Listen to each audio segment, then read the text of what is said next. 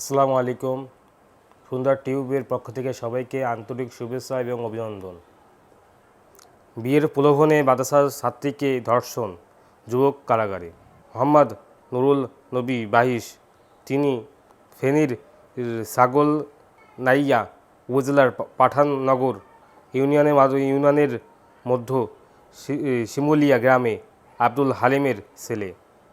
বুধবার 15 জুন বিকেলে ফেনীর সিনিয়র জুডিশিয়াল ম্যাজিস্ট্রেট ফাতেমা তুজ জোহরা আদালতে আসামি নুরুল নবী 164 ধারায় স্বীকারোক্তিমূলক জবানবন্দি দেওয়ার পর তাকে ফেনীর জেলা কারাগারে পাঠিয়ে দেওয়া হয়েছে।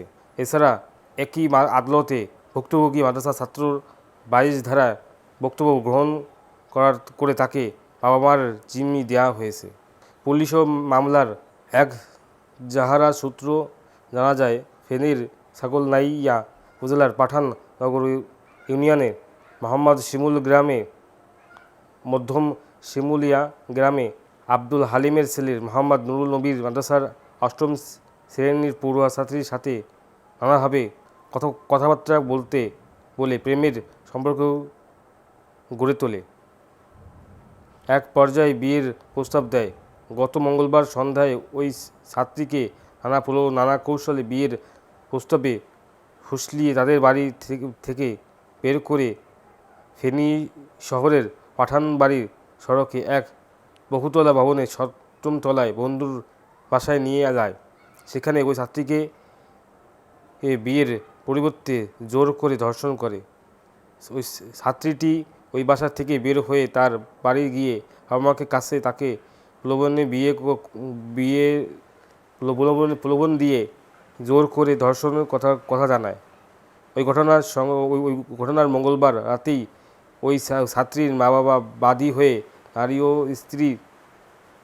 নারী ও শিশু নির্যাতন দমন আইনে ফেনীর মডার্ন থানায় এই মামলা দায়ের মামলা দায়ের পর পুলিশ অভিযানে চালিয়ে নুরুল নবীকে গ্রেফতার করে। ফেনী মডেল থানার ভারপ্রাপ্ত কর্মকর্তা ওসি মোহাম্মদ নিজামুদ্দিন জোর করে ধর্ষণের অভিযোগে থানা মামলা দায়ের ও একজনকে গ্রেফতারের সহায়তা নিশ্চিত করেছেন। তিনি জানান, ওই যুবকের আদালতের 164 ধারায় ধর্ষণের দায়ে স্বীকার করেছে। এছাড়াও ওসি তরুণীও আদালতে 22 ধারার জবানবন্দি দিয়েছে। নতুন ভিডিও পাওয়ার জন্য আমাদের চ্যানেলটিকে সাবস্ক্রাইব করুন এবং লাইক করুন। আমরা ফিরে যাচ্ছি নতুন আরেকটি ভিডিও নিয়ে। আসসালামু আলাইকুম।